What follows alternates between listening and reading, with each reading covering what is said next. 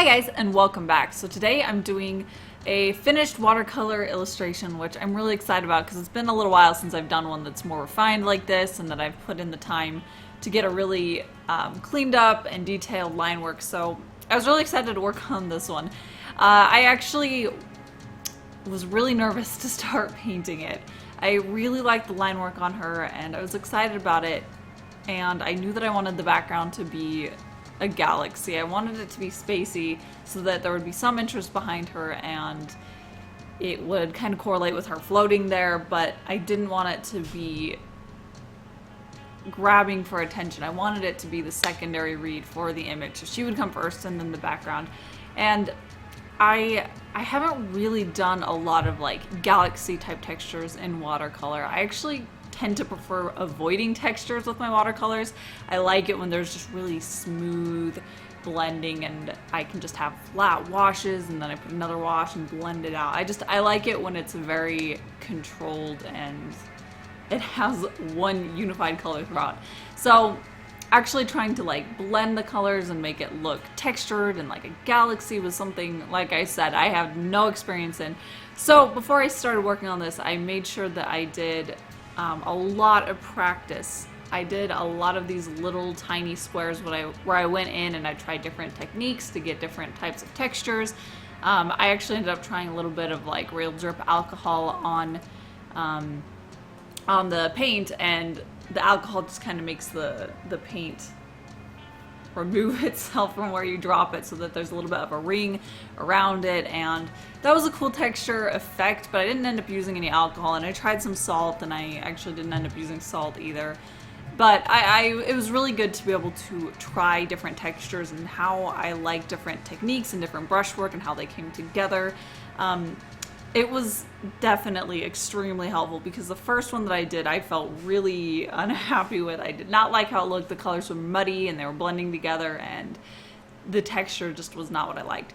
But as I did more and more and as I did more layers on top of what I did, I started to realize what types of brush strokes I want to be able to create the look that I wanted. So overall, that was extremely helpful. I'm really glad that I took the time to make sure that I had it down, how I wanted to get the texture, because it was important to me that it was textured enough that it could look like a galaxy, like space, but that it also wasn't so contrasted so that it was bringing itself forward and competing for attention against the character. So I wanted overall for it to be pretty close contrast. I still wanted areas to be a little bit lighter and some to be darker so that it had dimension within itself, but I didn't want the lights to be so light that it would be competing with her, like I said. So I did make sure that it was a light figure on a dark background. That's something that's extremely helpful to figure out right off the bat if you want to do a light character on a dark background or a dark character on a light background.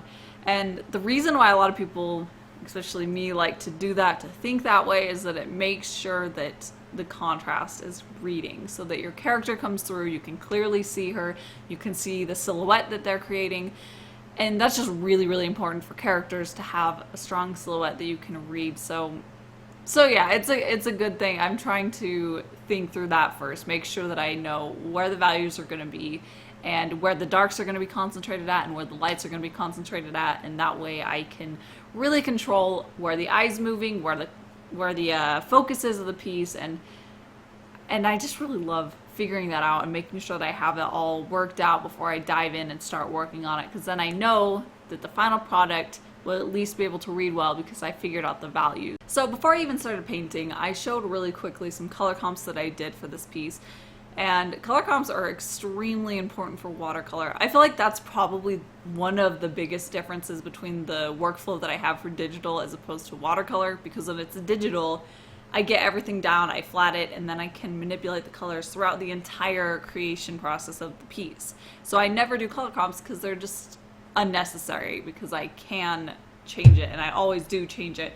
But when it comes to watercolor, it absolutely has to be figured out before I put the brush down at all, because if I don't have it completely figured out, it will end up a total mess because I won't know where to put the colors. I'll just go by each shape.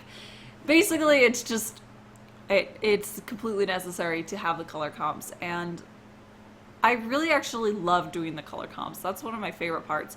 But I think the thing that I'm still learning and kind of I need to work on a little bit is that in color comps, I will put down the base color of what that object's going to be. So say if I wanted her to be purple skinned, I'll put down purple. But when it comes to the actual execution of the piece, when I add shadows, when I add just layerings of like blush and just different colors throughout, it ends up changing the way that the whole color appears. So while it may be basically purple, it overall really changes, especially in the shadows and the undertones.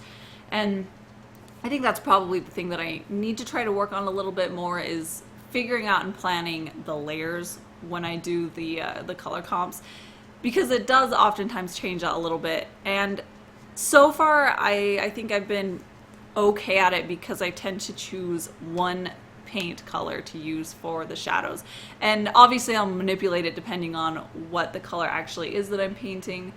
But if I start with the base of that same color throughout the piece, it will unify it and it won't get too out of hand. But I'd like to be able to plan some of those things out a little bit more within the color comp phase. So I think that I'd like to do small ones like this, where I showed at the very beginning, where they're really tiny. And then I think I'd like to take it to the next step where I'll make it larger, and then I can do more layers, and I can layer the different colors and see which ones I want and which ones I want throughout the whole piece. So yeah, I think that I'm just ready to kind of up my color comping skills for watercolor. I think it'll really improve the pieces overall. Once I finished painting her and the background, I knew that it still needed a few more little details to add to it for it to feel finished, but I wasn't quite sure what I wanted to do. I did think that I wanted to outline her in white so that she could kind of separate from the background and have a little bit of that crisp border. And I tried that in my last piece. I think it was a Copic one, where I gave this really fine white border around her, and I really loved that effect. So I wanted to try it again in this one. And it didn't quite look the way I wanted it to. I think the big issue was that the ink I was using was not 100% opaque. So some areas the background showed through a little bit more, and some areas it was a little bit more opaque. So overall it just kind of looked fussy, and it didn't clearly look like it was supposed to be a border around her. It was just kind of, it didn't look striking enough. It just looked more fussy and chaotic. So I then tried going over that with black, so then I thought, well, maybe I'll just give her a slightly more black outline, and then I didn't like that, so then I thought, well, maybe I'll do some white and some black, like light on top and black on the bottom like a shadow. And I tried like tiny areas like this where I tried it just a little bit, and none of them quite was satisfying what I wanted. It didn't quite look the way I wanted it to. And then I actually pulled out my colored pencils, which I almost never use, and I pulled out, it was like a minty green. They were all lighter. They're lighter than the background, but darker than her, and I took out like a minty green and a blue and a lavender, and then I just started outlining her with that, and then kind of blending it out into the background so that she was still lighter than the border around her, but the border around her was just a little bit lighter than the background. And I was really happy with that. That satisfied what I was thinking, what I wanted, and since there was color in it rather than just being black and white, it really meshed better, and it looked a lot more vibrant and exciting. But it still wasn't like making you look at it and giving a extra attention that I didn't want, kind of like what the white was doing. So overall I was really happy with that. I liked how it blended out, and yeah, it was nice when I finally found a solution for the problem that I was kind of stumped on. I wasn't quite sure how to resolve yet. So yeah, I really like that, and I think that I'd like to do more colored pencil in my watercolor pieces. I know a lot of people like doing it, and I have them there, so I might as well try it a little bit more in the future.